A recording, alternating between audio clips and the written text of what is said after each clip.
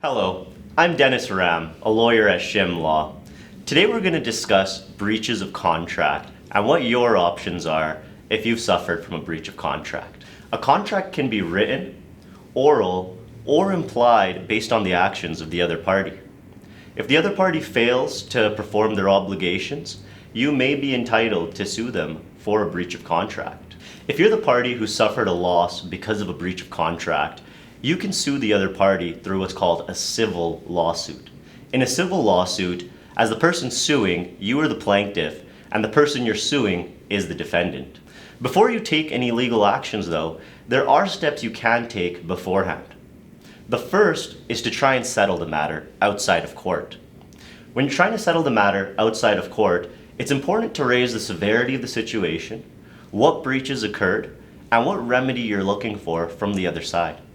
A lot of the times, negotiating like this and settling out of court will save you time and money. Your second option is to send a demand letter. A demand letter is typically a little bit more formal and cites the facts of the case, where the breaches occurred, what your loss was, and the remedy you're seeking. Included in a demand letter as well is a deadline to respond, and if not responded to by that deadline, that you will take legal action. If these steps are ignored by the defendant, then you can file what's called a statement of claim. Once you file a statement of claim with the courts, you've officially began the process of starting your lawsuit.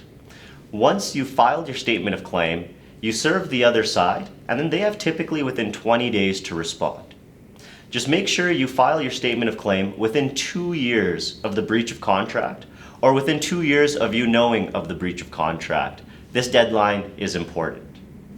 If the defendant doesn't file anything within the required deadline, you're then able to apply for what's called a default judgment, which means you win by default. If the defendant does file something, that's your chance to review their side of the argument, including the facts they find important, their legal arguments, and, depending on the situation, any counterclaims they may also bring forward. If a settlement still can't be made, then it's time to prepare for trial.